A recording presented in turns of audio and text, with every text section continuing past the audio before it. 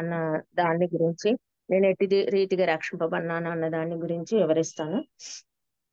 దేవుడు మరి నిజంగానే మరి అనేకమైన వాటిలో నుంచి దేవుడు నన్ను రక్షిస్తూ వచ్చాడు. మొట్టమొదటిగా మరి నా తల్లిదండ్రుల పేర్లు జయమ్మ, దేవదాసు గార్ల ప్రథమ పుత్రికగా దేవుడు వారికి అనుగ్రహించాడు. మరి నేను పుట్టినప్పుడు మా తాతగారు మరి ఇట్లా పాప పుట్టిందన్నప్పుడు మా నాన్నగారికి చాలా బాధ, వేదన కలిగిందంట. ఫస్ట్ ఫస్ట్ అమ్మాయి ఎందుకు అన్నట్టుగా. మా డ్యాడీ అన్నారంట, తీసుకెళ్లి కేసీ కెనాల్ దగ్గర ఉంది కదా, అందులో వేసేయండి అన్నాడంట. అయితే మా అమ్మ వాళ్ళ నాన్నగారు ఏం చేశారంటే, మా అమ్మ వాళ్ళది చాలా పెద్ద ఫ్యామిలీ. వాళ్ళు దాదాపు 12 మంది, 39 మంది పిల్లలు.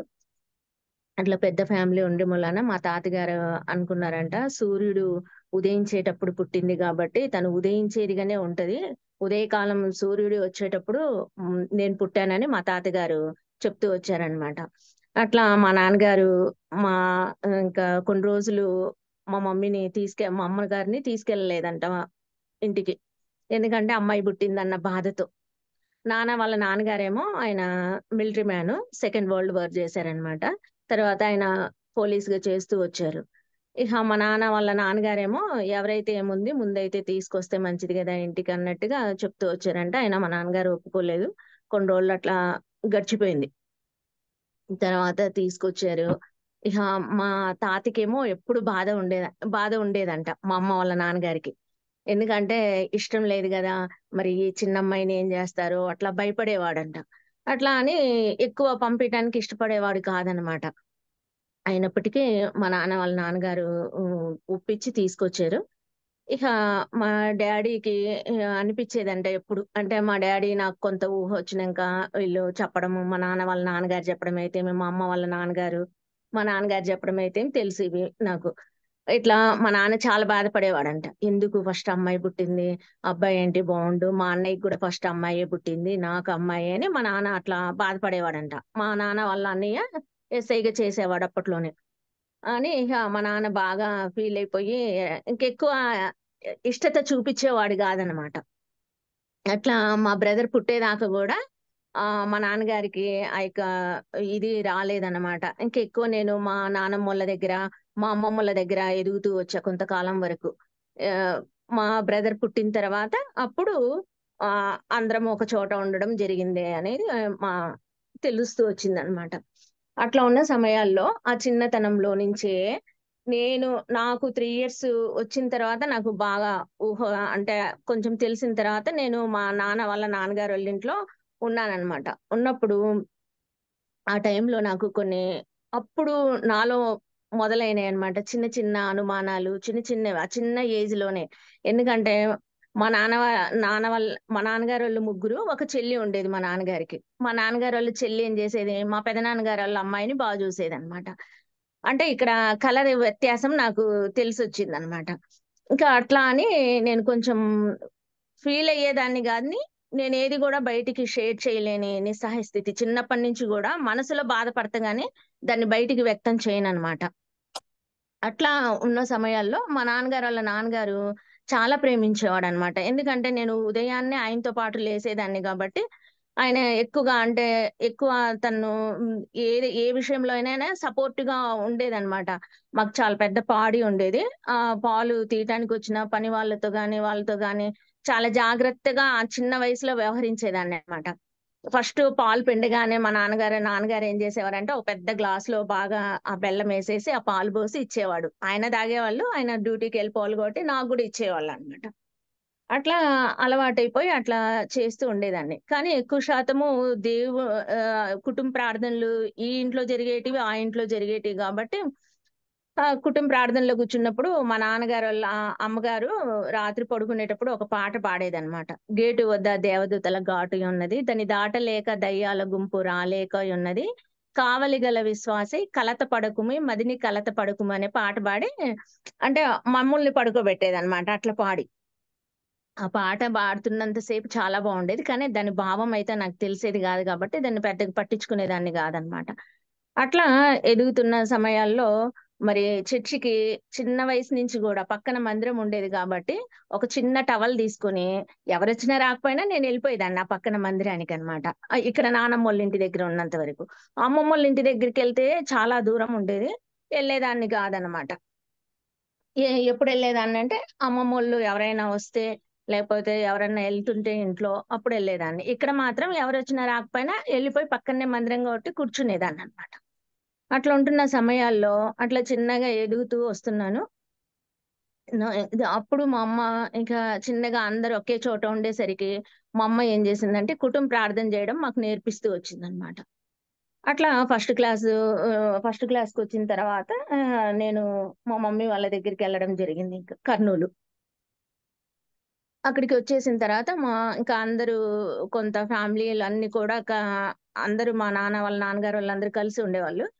అట్లా ఉన్న సమయాల్లో మరి మా నాన్న వాళ్ళ నాన్నగారేమో ఆయన ఎస్ఐయే. మా డ్యాడీ ఎందుకు బిజినెసు. అట్లా చిన్న చిన్న ఆలోచనలు నా హృదయంలోకి రావడం మొదలైనాయన్నమాట ఫస్ట్ క్లాస్ నుంచి. అట్లా ఉండే టైంలో నేను ఏమనుకునేదాన్నంటే దేవుడు గూడా స్వార్థపరుడు. ఎందుకంటే మా డ్యాడీ వాళ్ళ డ్యా అన్నయ్యకేమో మంచి జాబ్‌లో ఉన్నారు. మా నాన్నగారు వాళ్ళ నాన్నగారు మంచి జాబ్‌లో ఉన్నారు.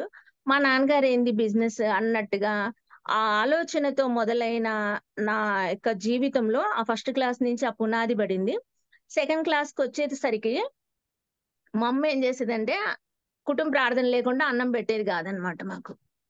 ఆమెకు చదువు రాదు. కానీ ఒక క్రమశిక్షణలో పెంచుతూ వచ్చింది. ఆల్రెడీ వాళ్ళ నాన్నగారు గూడా అందరూ కలిసి ఉండేవాళ్ళు గాబట్టి, ఆయన మిలిటరీవి కొన్ని చూపిచ్చేవాడు పిల్లల మీద గూడా. అంటే ఇట్లా క్రమశిక్షణతో ఉండాలి. అది గాక ఆడపిల్లలని. ఎందుకంటే మా పెదనాన్నగారు వాళ్ళ అమ్మాయి, నేను ఇద్దరం ఆడపిల్లలం గాబట్టి, ఆ ఉద్దేశంతో అట్లా ఉండేవాళ్ళు.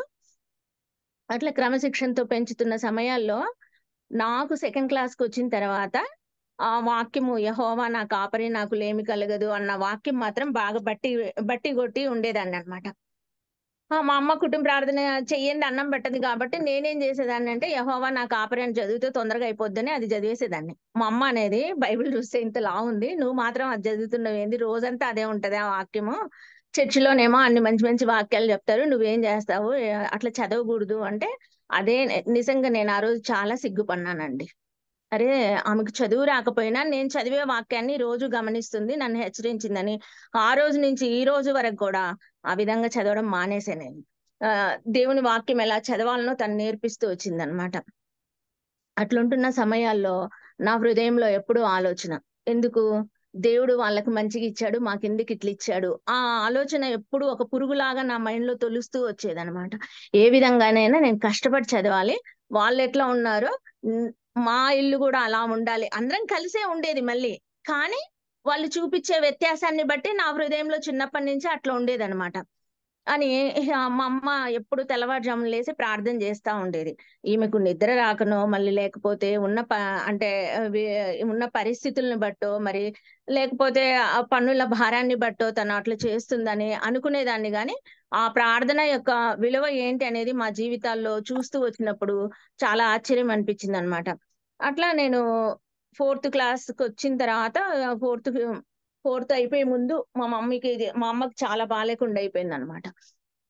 అప్పుడు నా హృదయంలో ఇహ ఘర్షణ మొదలైంది. దేవా! మా అమ్మకి బాలేదు. ఏంటి పరిస్థితి? మా అమ్మమ్మొచ్చి ఉన్నారు. ఏం చేయాలనో అర్థమయ్యేది గాదు. అప్పుడు అనిపిచ్చేదనమాట. మా అమ్మ ప్రార్థన ఆలకించేదాన్ని గాబట్టి నేనేమనుకుంటుంటే అంటే అట్లాంటి ప్రార్థన నేనెందుకు జేయగూడదు? మా అమ్మకు దేవుడు స్వస్థత ఇస్తాడు గదా! అని ఆ రోజు ప్రార్థన చేయడం మొదలుపెట్టా. అంతవరకు చేసేదాన్ని. తాత్కాలికంగా ఏదో వస్తున్నా, పోతున్నాను అని అట్లా చేసుకుంటూ వచ్చాననమాట. ఏదైతే ఆ ఘర్షణ అనేది హృదయంలో జరుగుతుంది. దేవుడంటే ఏంటి? దేవుడు స్వార్థపరుడు కాదు అని తెలుసుకోవటానికి నా జీవితంలో చాలా టైమే తీసుకుందనమాట.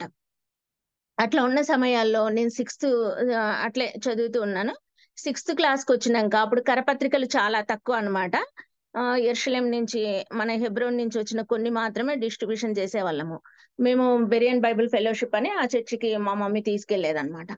అక్కడ ఇక వాక్య పత్రికలు కొన్నే ఉంటాయి కాబట్టి పత్రికలు, ఆ కొన్ని పెద్దవాళ్ళకిచ్చేవాళ్ళు గానీ, చిన్న వాళ్ళకిచ్చేవాళ్ళు గాదు. నేనెప్పుడు కూడా ఫ్రెండ్‌షిప్ నా ఏజ్ వాళ్ళతో చేసేదాన్ని గాదు. ఎందుకంటే వాళ్ళేదైనా మిస్టేక్ జేస్తే అది నా మీదకి గూడా వస్తదేమో అన్న భయముండేదనమాట. నాకంటే పెద్దవారితో అక్క అనే వాళ్ళతో, ఆంటీ అనే వాళ్ళతో పరిచయాలు పెంచుకునేదాన్ని. వాళ్ళతోని ఫ్రెండ్‌షిప్‌గా ఉండేదాన్ని గానీ, నాతోటి ఏజ్ వాళ్ళతో ఉండేదాన్ని గాదనమాట. అట్లా జరుగుతున్న సమయాల్లో నేను ఒంటరిదానిగానే ఉండేదాన్ని. నాకంటే పెద్దవాళ్ళ అక్కోళ్ళుంటారు గదా! వాళ్ళతో కలిసెళ్ళేదాన్ని. అప్పుడు ఏం జేసేదాన్నంటే, వాక్యాలన్నీ రాత్రి కూర్చొని వైట్ పేపర్ తీసుకొని కొన్ని కొన్ని వాక్యాలు రాసి, దాంట్లో ఒక స్టోన్ బెట్టి, దానికి రబ్బర్ బ్యాండేసి ప్రతి ఇంటికి ఎళ్ళేటప్పుడు ప్రతి ఇంట్లో ఏసి ఎళ్ళేవాళ్ళమనమాట దాన్ని. ఒక ముగ్గురు పిల్లలం గలిసి. అట్లా చేస్తూ ఉండేదాన్ని. అట్లా చేస్తూ ఉండి ఇక ఉన్న సమయాల్లో ప్రతి మీటింగ్‌కెళ్ళేదాన్ని. అది సండే స్కూలే గాని, యూత్ మీటింగే గాని, స్త్రీల కూడికే గాని ఏది ఎగరగొట్టేదాన్ని గాదు. అన్ని మీటింగ్‌లకు మా మమ్మీతో ఎళ్ళి అలవాటయిపోయింది గాబట్టి, అట్లా ఎళ్ళటానికి ఇష్టపడేదాన్ని నేను ఎక్కువ. అట్లే మీటింగ్‌కెళ్ళాననమాట. అట్లా సిక్స్త్ క్లాస్ అయిపోయే టైంలో నేను రోడ్డు క్రాస్ చేస్తున్నాను. రోడ్డు క్రాస్ చేస్తున్న టైంలో ఆర్‌టీసీ బస్సొచ్చి టచ్ అయింది. అది స్పీడ్‌గొస్తుందో ఏం జరిగిందో తెలీదు. ఇక్కడి నుంచి ఇక్కడి దాకా ఈ లెఫ్ట్ హ్యాండ్‌కు స్కిన్ ఏలాడ పడిపోయింది. అది తలకాయ మూలాన, నేను కింద పడే మూలాన. ఇక అప్పుడు ఎళ్లి మా డ్యాడీకి చెప్పారెవరో, "మీ అమ్మాయి ఇట్లా దెబ్బ తాకింది, ఇట్లా పడింది" అని. అయినా మళ్ళీ మా డ్యాడీ కొడతారేమో అన్న ఉద్దేశంతో అది దులుపుకొని దానికేం చేశాను, చిన్నప్పటి నుంచి నాకు కర్చీఫ్‌లు బాగా అలవాటు. చిన్న క్లాత్‌నైనా కట్ చేసుకొని నీట్‌గా ఫోల్డింగ్ చేసుకొని పెట్టుకునే అలవాటనమాట. దాన్ని తీసి మొత్తం చుట్టేసుకున్నా అనమాట. చుట్టేసుకొని స్కూలుకెళ్ళిపోయినా నేను. ఎళ్ళిపోయిన తర్వాత ఇహ మా నాన్నగారు స్కూల్ దగ్గరికొచ్చారు. వచ్చి టీచర్‌ని అడిగి నన్ను బయటికి తీసుకొచ్చారు. "ఏంటి దెబ్బ తాకితే ఎందుకొచ్చావు స్కూల్‌కి? ఇంటికి రావచ్చు గదా!" అంటే, "అహా! లేదు" అని ఇహ నేను కామ్‌గానే ఉన్నాననమాట. నే అందరికి మా నాన్న స్కూల్‌కెళ్ళటానికి డబ్బులిచ్చేవాడు. ఎందుకంటే బస్సెక్కెళ్ళమని. నేనేం జేసేదాన్నంటే, చిన్నప్పటి నుంచి సండే స్కూల్ వాక్యాలు, సండే స్కూల్ కథలు ఇవన్నీ మనకి చెప్తా ఉంటారు గదా! ఇప్పుడు నీకొకటుంటే నీకు 2 ఉన్నాయనుకో, ఇంకొకరికి ఒకటి ఇవ్వమని ఇట్లాంటి స్టోరీలన్నీ హృదయాల్లో భద్రపరచబడినాయనమాట. నాతో వచ్చే వాళ్ళకి బస్సెక్కేంత ఇది లేదు గదా! వాళ్ళతో పాటు నేను నడిచెళ్ళాననుకో, ఇవేవో మిగులుతాయి గదా! అన్న ఆ చిన్న ఊహ అట్లా మైండ్‌లో ఉండిపోయి, అట్లా నడుచుకుంటూ ఎళ్ళేదాన్ననమాట. అట్లా జరుగుతున్న టయాల్లో మా నాన్నగారు బాగా అరిచారు. "ఇట్లాంటి బుద్ధి లేని పనులు జేసి ఇప్పుడు దెబ్బ తాకిచ్చుకున్నావు ఏంటి" అంటే, "ఏం గాదులే అది పోతది" అని ఇహ మా నాన్నకి ఎదురు జెప్పేదాన్ని గాదు. ఎక్కువ ఫేస్ టు ఫేస్ గూడా చూసేదాన్ని గాదు అప్పట్లో. అని ఇహ నేను మామూలుగా చేతికి ఇంకా కట్టు కట్టుకొని కామ్‌గా ఊరుకుండిపోయినాను. Next day స్కూలుకెళ్ళిపోయినాను. మా టీచరు జయకుమార్ టీచర్ అని ఒక ఆవిడ ఉండేదనమాట. ఆమె ఏదైనా బైబిల్ వాక్యాలు రాయాలి అంటే ఇచ్చేదనమాట. అమ్మ ఇవి రాసిపెట్టు అని. లెక్కల టీచరు. నాకు గూడా లెక్కలంటే ఇష్టం గాబట్టి, తనతో పరిచయాన్ని అట్లా పెంచుకుంటున్న సమయాల్లో తను దేవుని గురించి చెప్పడం ఇట్లాంటివన్నీ అక్కడ మళ్ళీ వినడం, ఇక్కడ సంఘంలో వచ్చి చూడడము, యవనస్తుల కూడికలకు, సండే స్కూల్ కూడికకి ఇట్లా ఎళ్తున్న సమయాల్లో సెవెంత్ క్లాస్‌కొచ్చినంక నా హృదయంలో బాగా ఘర్షణ. అవును. రక్షణ, రక్షణ అంటారు.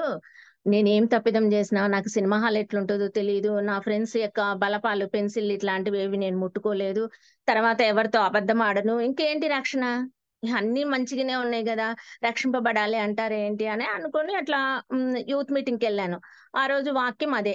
నీ బాల్య దినముల యందే ప్రసంగి 12 అధ్యాయము గురించి చెప్తా ఉన్నారు. నీ బాల్య దినముల యందే నీ సృష్టికర్తను స్మరణకు తెచ్చుకోవాలని. ఆ మెసేజ్ అంతా విన్న తర్వాత మళ్ళీ నేనెళ్ళి ఆ అన్నయ్యని అడిగాననమాట. ఇప్పుడు నేనివేమి చేయలేదు గదన్నా! ఇంకా రక్షణ, రక్షణ అంటారేంటి అంటే, అప్పుడు ఆ అన్నయ్య పూర్తి వివరణ ఇచ్చాడు. పాస్టర్ అన్నయ్య. ఇది కాదు ఇలా ఇట్లా రక్షింపబడాలి అని. అప్పుడే యేసుక్రీస్తు ప్రభువారిని నా సొంత రక్షకుడిగా నేను అంగీకరించాననమాట.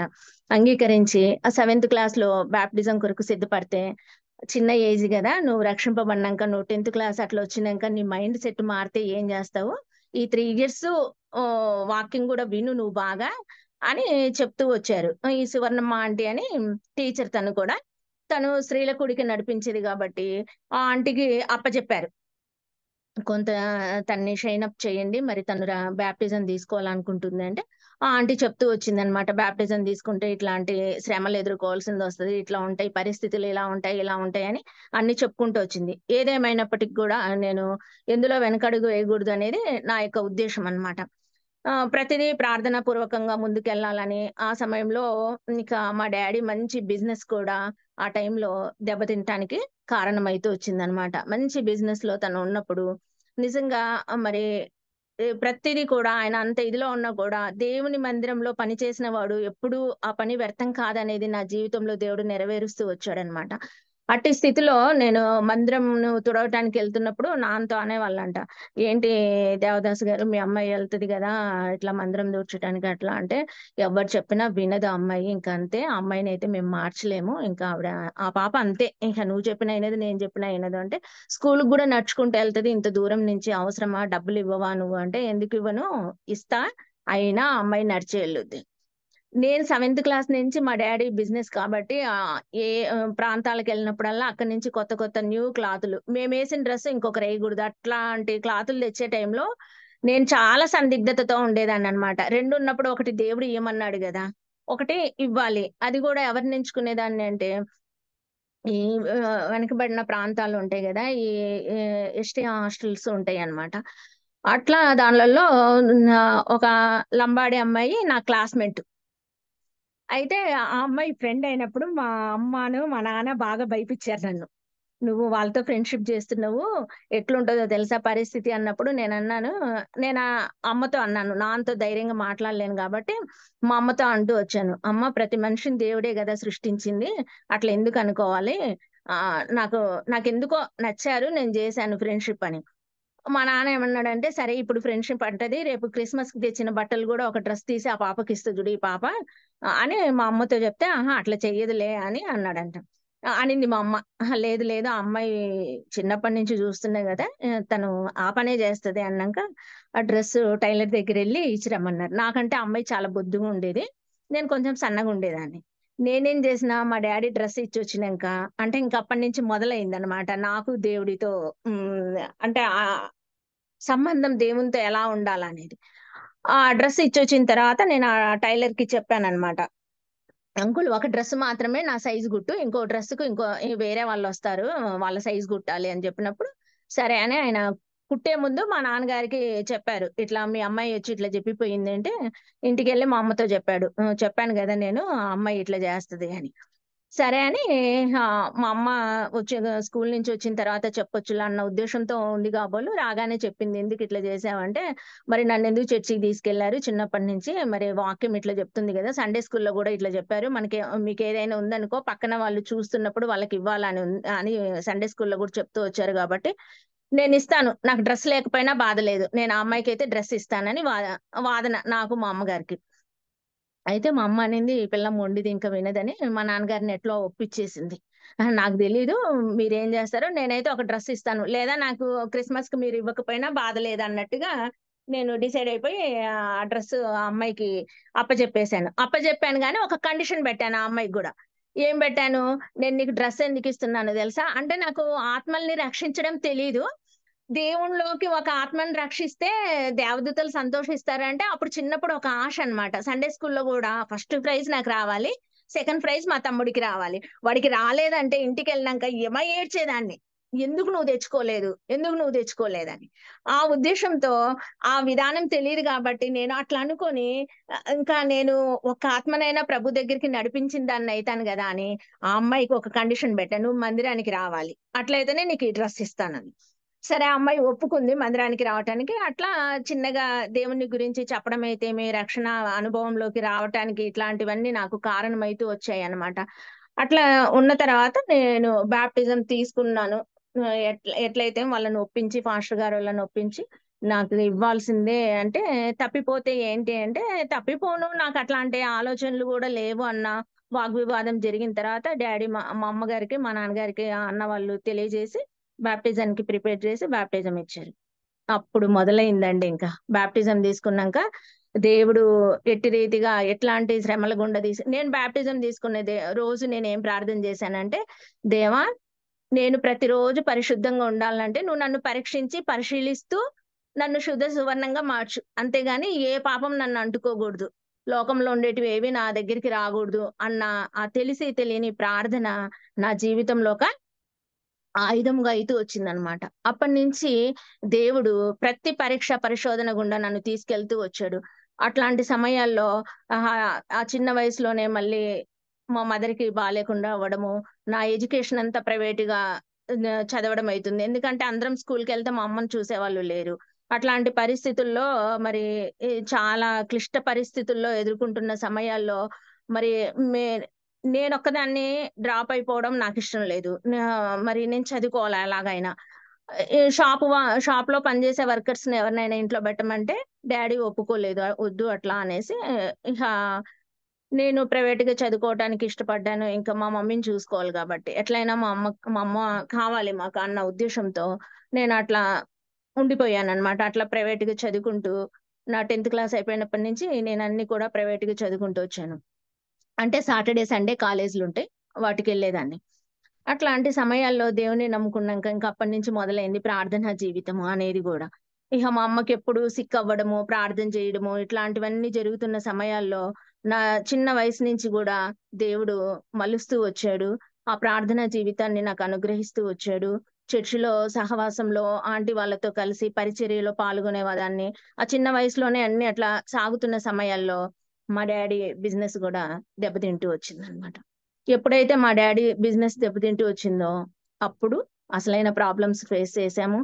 ఇక ఇంక దేవుడు లేడు మా జీవితాల్లో. ఇహ దేవుడిని నమ్ముకోవడం వ్యర్థము అన్న స్థితిలో దిగజారిపోయినప్పుడు, దేవుడు మాట్లాడుతూ వచ్చాడనమాట. "నీ యవ్వన కాలమందు మరి నీ యొక్క హృదయం ఇష్టము యొక్క చొప్పున చెయ్యము. కానీ వాటన్నిటిని బట్టి తీర్పులోనికి రాక మానవన్న" వాక్యము నన్ను బలపరుస్తూ వచ్చిందనమాట. నిజమే. మరి యవ్వన కాలమందు మా డ్యాడీ మరి అట్లా చేశారు గాబట్టి ఇట్లాంటి నష్టం వాటిల్లింది. అయినప్పటికీ దేవుడు సమకూరుస్తాడన్న రీతిగా అట్టి రీతుల్లో ఉన్నప్పుడు దేవుడు వాక్యాలతో మాట్లాడుతూ వస్తున్నప్పుడు, మా అమ్మ ప్రార్థన నన్ను ఎక్కువ ఆకర్షించేదనమాట. ఆ సమయంలో కీర్తనలు నేను 5వ అధ్యాయం చదువుతున్నప్పుడు 3వ వచనం మీద నా దృష్టి మళ్ళింది. యెహోవా ఉదయమున నా కంఠస్వరము నీకు వినబడును. నిజమే ఉదయకాలం ప్రార్థన చాలా విలువైంది. మా అమ్మ ఎందుకు చేస్తుందా అనుకున్నాను. ఇప్పుడు అర్థమైందన్న ఉద్దేశ్యంతో ఉదయకాల ప్రార్థనలు మరి చేయటానికి ఇష్టపడేదాన్ననమాట నేను. ఉదయముననే నా ప్రార్థనని సన్నిధిని సిద్ధం చేసి కాచుకొని ఉన్నానని గూడా తెలియజేయబడుతూ వస్తుంది బైబిల్ గ్రంథంలో. అట్లా కీర్తనలు 62:1 గూడా దేవా నా దేవుడవు నీవే వేకువనే నేను నిన్ను వెదకెదను అన్న వాక్య భాగాలెన్నో ఉన్నాయి బైబిల్ గ్రంథంలో. అట్లాంటి వాక్యాలన్నీ కూడా నా జీవితానికి అనువదించుకుంటూ వచ్చాను. అట్టి స్థితిలో దేవుడు రక్షింపబడిన నాటి నుంచి కూడా దేవుడు మరి అనేకమైన పరిస్థితుల గుండా ఎళ్తున్నప్పటికి గూడా చెప్పాలంటే చాలా వస్తది. కానీ కుదించి చెప్పేస్తున్నాను. అట్లాంటి లైఫ్‌లో దేవుడు సిద్ధపరుస్తూ వచ్చాడనమాట. ఏదేమైనప్పటికీ దేవుడు ప్రతి మొరను ఆలకిస్తూ వచ్చాడు. ప్రతిదీ నేను దేవుని సన్నిధిలో ప్రార్థన చేసుకోవడము, ముందు కొనసాగడము, ప్రతి విషయంలో గూడా దేవుడు సహాయపడుతూ వచ్చాడనమాట. అట్లాంటి సమయంలో ఒకసారి నేను డిగ్రీ ఫస్ట్ ఇయర్‌లో జాయిన్ అయిన తర్వాత నాకు గెజిటెడ్ సంతకం అవసరమైందనమాట. ఆ సంతకం కోసము ఇహ నేనెళ్ళాను. వాళ్ళొక 1000 ఇస్తే పెడతామన్నారు. మా డ్యాడీని అడగడం నాకిష్టం లేదు. ఏదేమైనా దేవా నువ్వు పెడితే పెట్టి, లేపోతే లేదు ఏమైనా జేసుకో.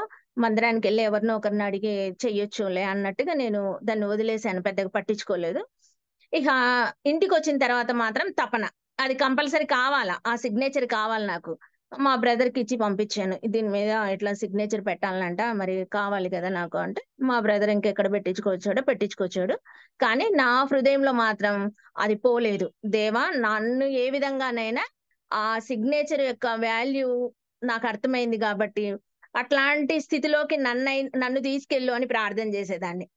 చేస్తూ ఎంతసేపున్నా నాకు చదువు పైనే ఎక్కువ ఏకాగ్రత పెట్టాను. ఎందుకంటే మా నాన్నగారోళ్ళ అన్నయ్యోళ్ళందరూ ఆ ప్లేస్‌లో ఉన్నారు కాబట్టి నేను గూడా ఆ ప్లేస్ దగ్గరికెళ్ళాలి. ఆ స్థాయికి నేనెళ్ళాలన్న ఉద్దేశ్యంతో మిగిలిన విషయాల మీద నేను ధ్యాస ఉంచేదాన్ని గాదు గానీ, ఆ యొక్క చదువు మీద ఉంచేదాన్ని. మందిరం ఏంటో, స్కూలేందో, కాలేజేందో ఇట్లాంటి వాతావరణంలో పెరిగాను గానీ, మూడోది నాకు తెలీదనమాట. సినిమా హాల్స్ ఎట్లుంటాయి, సినిమాలెట్లుంటాయి తెలీదు. కొన్ని రోజుల తర్వాత టీవీ ఒచ్చినాయి. టీవీలో సీరియల్స్ ఇవి చూడటానికి చాలా మంది ఇష్టపడేవాళ్ళు. మా ఇంటికి రావటానికి ఇష్టపడితే ఒకటే మా అమ్మ చెప్పేదనమాట. "ఏదైనా చూడండి క్రికెట్ ఇట్లా న్యూస్ చూడండి గానీ, ఇవేవి చూడటానికి ఇష్టపడము మేము. పిల్లలు గూడా ఇష్టపడరు కాబట్టి అవేవి పెట్టమని" చెప్పేసేదనమాట. అట్లాంటి సమయాల్లో గూడా దేవుడు మరి సహాయపడుతూ వచ్చాడనమాట. అవన్నీ జరుగుతూ వస్తున్న సమయాల్లో దేవుడు నిజమైన యొక్క రక్షణను నేను రుచి చూచిన తర్వాత, అట్టి రీతిగా సాగుతున్న సమయాల్లో ప్రతిది కూడా నాకొచ్చే ప్రతి ప్రాబ్లమ్‌లో గూడా దేవుడిని ప్రార్థన చేసేదాన్ని. దేవా నాకీ సమస్యొచ్చింది. అట్లా ఉన్న సమయాల్లో మా యొక్క చెల్లి వివాహం అయిన తర్వాత నా నా యొక్క వివాహానికి మరి సిద్ధపరుస్తున్న సమయాల్లో దేవుడిని నేను ఏదైతే అడిగానో నాకు ఆ యొక్క గ్రీన్ ఇంక్ కావాలని అడుగుతూ వచ్చాను కదా! నన్ను తయారు చెయ్యని నేను దేవుడిని అడిగాను. అయితే దేవుడు మరి నా యొక్క వివాహ విషయంలో అట్టి స్థితిలో సహాయపడినప్పుడు మరి దేవుడిని ఎంతగానో స్తుతించాననమాట. నా యొక్క వివాహం గూడా మరి చాలా ఆశ్చర్యంగా జరిగింది. మా నాన్నగారు వాళ్ళ నాన్నగారి చెల్లి చూడడం ఇట్లాంటివన్నీ జరగడంతో నాకు ఆ ప్రాంతాలంటేనే భయము.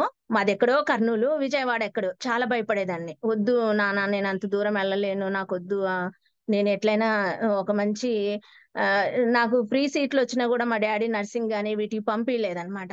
కనీసం లాయర్‌నన్నా అవ్వాలా ఎటు నర్సింగ్ కాలేకపోయాను.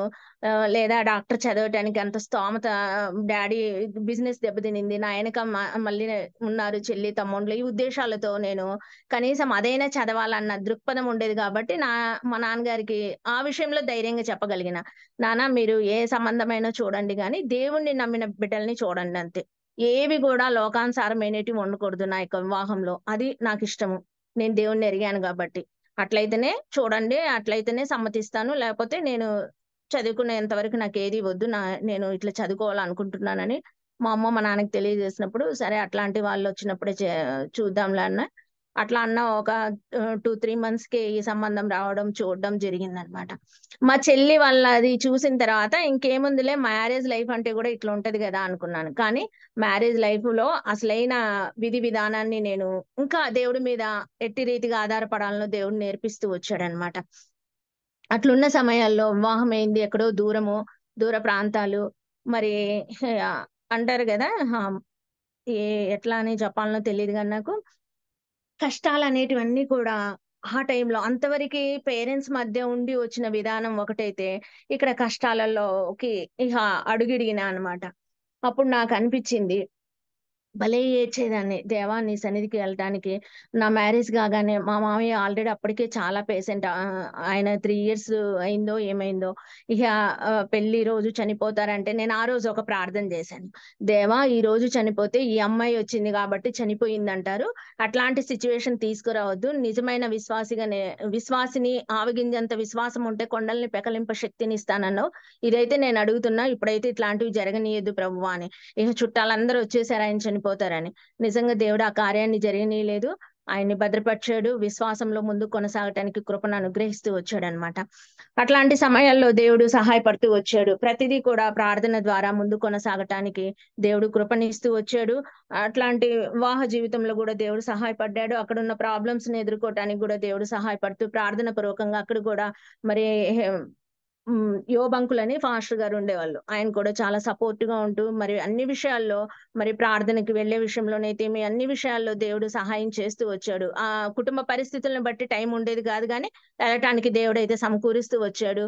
అక్కడ గూడా వాడుకుంటూ వచ్చాడనమాట. అవన్నీ ఒక ఎత్తైతే 2005లో ఈయన ఒక చిన్న షూరిటీ సంతకం పెట్టడంతో పెద్ద ప్రాబ్లమ్‌ని మేము ఫేస్ చేయాల్సొచ్చింది. అది హెల్త్ మీదకి గూడా వచ్చేసింది ఈ ఇష్యూ. ఇక ఆ అనారోగ్య పరిస్థితుల్లో ఎదుర్కొంటున్న సమయాల్లో ప్రతిదీ కూడా నేను దేవుని మీద ఆధారపడడమే. ప్రతిదీ మా అమ్మ హెల్త్ విషయంలో గాని, ఆర్థిక పరిస్థితుల్లో గాని ఏదైనా సరే మా నాన్నగారి బిజినెస్ దెబ్బతిన్న సమయంలో గూడా ప్రార్థన అనే విలువను నేను తెలుసుకోగలిగాను.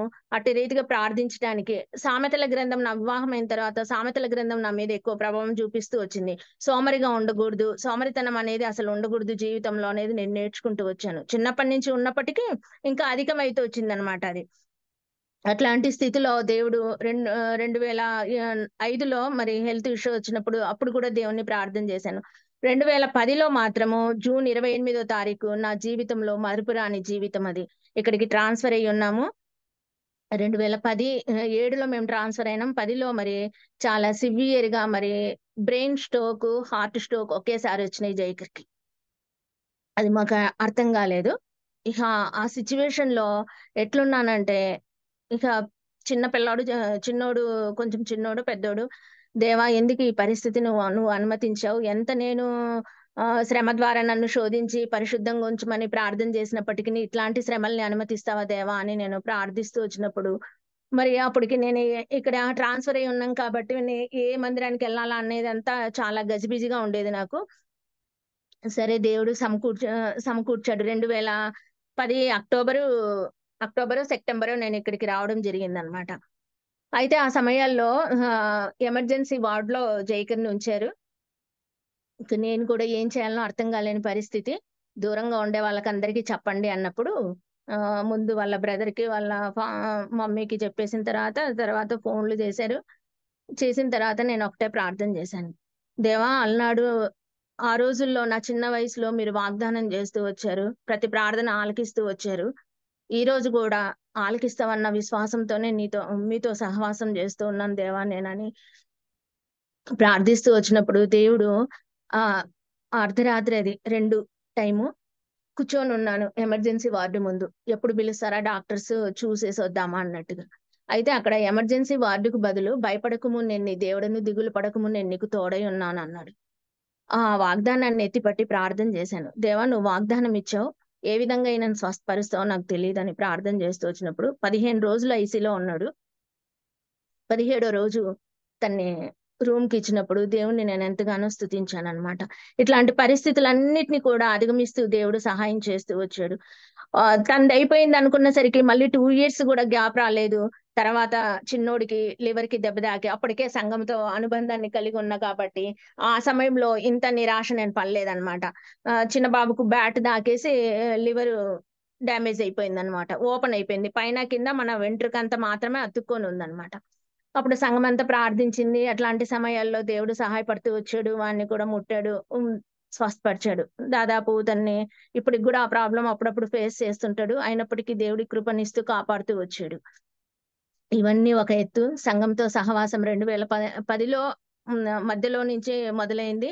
ఈ సహవాసానికొస్తున్న సమయంలో అనేకమైన సత్యాల్ని నేను నేర్చుకుంటూ వచ్చాను. ఈ పరిస్థితులన్నిటి గుండా ఎళ్తున్నప్పుడు మరి అనేకమైన సత్యాల్ని నేను నేర్చుకుంటున్నప్పుడు దేవుడు నిజంగా ఎంతగా బలపరుస్తూ వచ్చాడంటే, మరి అంతగా బలపరుస్తూ వచ్చాడు. ఇంటి విషయంలో కూడా చాలా వేదన పడ్డాను నేను. చాలా మంచి మంచి ఇండ్లు చూసి అడ్వాన్స్ ఇచ్చినప్పుడు గూడా నేను దాన్ని పొందుకోలేకపోయాను. దేవా! కనీసం నాకు పెద్ద ఇల్లు ఇవ్వకుంటే మళ్ళీ మా నలుగురికి సరిపోయే ఒక చిన్న గృహాన్ని నాకు దయచెయ్యి అని ప్రార్థన చేసినప్పుడు, మరి దేవుడు మరి జాన్ శాంటిని అంకుల్‌ని వాడుకొని ఈ గృహాన్ని ఇస్తూ వచ్చాడు. ఈ గృహం యొక్క ఇది జరుగుతున్నప్పుడు మరి ఈ ఈనోకి డెంగ్యూ వచ్చింది. డెంగ్యూ వచ్చి హాస్పిటల్‌లో అడ్మిట్ అవ్వడం జరిగింది. ఇట్లాంటి పరిస్థితులన్నిట్లో గూడా మరి సంఘం ప్రార్థించింది. మరి అన్నిటికంటే ముఖ్యంగా అంకుల్, ఆంటీ మాత్రం ఈ ఇంటి విషయంలో చాలా చొరవ తీసుకొని చాలా వాళ్ళు చేస్తూ వచ్చారనమాట. నిజంగా దేవుడు తల్లిదండ్రుల తర్వాత మరి ఆత్మీయంగా తల్లిదండ్రుల్ని ఇచ్చారనుకుంటున్నాను. మరి అదే సమయంలో నా అనేక రకాలుగా దేవుడు మరి సంఘం ద్వారా మరి బలపరుస్తూ వచ్చాడు. నా తల్లిదండ్రుల్ని కోల్పోయినప్పుడు 1 ఇయర్‌లోనే నేను ఇద్దరిని కోల్పోయాను. 2023 ఫిబ్రవరిలో మా అమ్మని కోల్పోయాను. డిసెంబర్‌లో మా నాన్నగారిని కోల్పోయాను. ఆదరణ లేని పరిస్థితుల్లో చాలా వేదన పడ్డాను నేను. అందరి ప్రార్థనల వలన దేవుడు సమకూరుస్తూ వచ్చాడు. ఆ టైంలో గూడా మరి అందరూ ప్రార్థన చేశారు. మరి పేరు పేరున చెప్పాలంటే చాలా ఉన్నాయి కానీ, మరి దేవుడు ఈ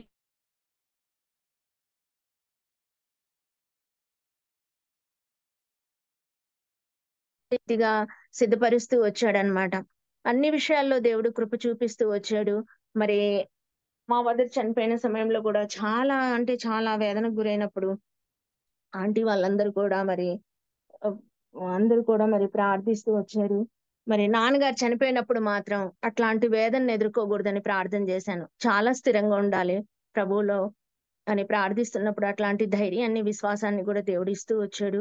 పరిస్థితులన్నిట్లో కూడా సంఘము మరి నిజంగానే సంఘ ప్రార్థన చాలా బలమైందన్నట్టుగా మరి అట్టి రీతిగా దేవుడు సిద్ధపరుస్తూ వచ్చాడు. పిల్లలు కూడా ఇక్కడే బాప్టిజం తీసుకోవడం, ఇక్కడే రక్షణానుభవంలోకి రావడము, కుటుంబం అంతా కూడా దేవునిలో ఉండటానికి మరి ఎంతో సహాయపడుతూ వచ్చింది సంఘము. అట్టి రీతిగా మరి సంఘముతో సహవాసాన్ని కలిగి ఉన్నప్పుడు నిజమే చిన్న మంద భయపడకుము అన్నట్టుగా మన సంఘం చిన్నదైనప్పటికిని అనేక రకాలుగా మరి అనేకులకు ఆదర్శంగా ఉంటుంది. అనేకమైన సమస్యల గుండా ఎళ్తున్నప్పుడు గూడా అంకుల్ మనల్ని ఎట్లా సరి చేస్తున్నాడనేది గూడా మరి సరిచేస్తూ అందరిని కూడా మరి భద్రపరచటానికి వాక్యం ద్వారా కడుతున్నాడు. అదే సమయంలో అత్యవసర పరిస్థితి అయినప్పుడు కూడా ఆదుకుంటూ అందరిని కూడా ఒక విశ్వాస జీవితంలో ప్రార్థనలో ముందుకు కొనసాగటానికి మరి ఎట్టి రీతిగా మనం ఎదగాలి అనేది కూడా తెలియజేస్తూ అట్టి రీతిగా మరి ముందుకు కొనసాగటానికి సహాయపడుతూ వస్తున్నారు. అట్టి రీతిగా మరి మనం కూడా విశ్వాస యాత్రలో ముందుకు కొనసాగటానికి సహాయం చేసేలాగున మరి మన ప్రార్థనా జీవితాలు కూడా మరి అట్టి రీతిగా బలపరుస్తూ వస్తున్నాడు దేవుడు.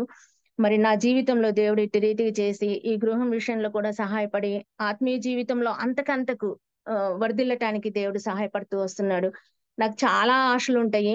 అంటే లోకపరంగా కాదండి. ఆత్మీయతలో దేవుని కొరకు నేను ఇది చెయ్యాలి, అది చెయ్యాలి అనిపిస్తుంటది. కానీ దేవుడు వాటన్నిటిని ఎప్పుడు అనుమతిస్తాడో నాకు తెలీదు గానీ, మరి వాటి కొరకైతే నేనెప్పుడూ సిద్ధంగానే ఉంటాను. మరి అట్టి రీతిగా నా తల్లి సేవకుల కోసం చాలా ప్రయాసపడేది. అంటే ఎప్పుడు ఆతిథ్యం ఇచ్చటానికి రెడీగుండేది. అట్లాంటి మంచి మనస్సు నాలో ఉండాలని నేనెప్పుడు కోరుకుంటూ ఉంటాననమాట. అట్టి రీతిగా ఉండాలని. సేవకులు లేని రోజు అంటూ మా ఇల్లు ఉండేది కాదు. మా అమ్మ చేసినంతగా నేను చేయలేకపోతున్నాను. ఆత్మీయ జీవితంలో కూడా తను చాలా చదువు లేకపోయినప్పటికిని అత్యున్నతమైన స్థితిలో దేవుడిని ఘనపరిచినదిగా ఉంటూ వస్తుంది. మరి నేను కూడా అట్లాంటి ఆత్మీయ జీవితంలో ముందుకు కొనసాగాలని, మరి నేనింత చదువుకొని కూడా ఒక వాక్యం గూడా ఎక్కువ గుర్తుపెట్టుకోలేనేమో గానీ, మా మదర్ మాత్రం ప్రతిదీ గుర్తుపెట్టుకొని తను ప్రార్థించేదనమాట. అట్టి జ్ఞాపక శక్తి ఉండాలని. పరిస్థితులను బట్టి నేను జ్ఞాపక శక్తిని గూడా కోల్పోతుంటాననుకుంటాను. కానీ దేవుడు మరి వాటన్నిటిని గూడా చక్కబర్చి, ఆత్మీయ జీవితంలో అట్టి రీతిగా ముందుకు కొనసాగటానికి దేవుడు సహాయపడలాగున నా కుటుంబం కొరకు ప్రార్థించండి. ఇచ్చిన సమయాన్ని బట్టి సంఘానికి వందనాలు తెలియజేస్తున్నాను.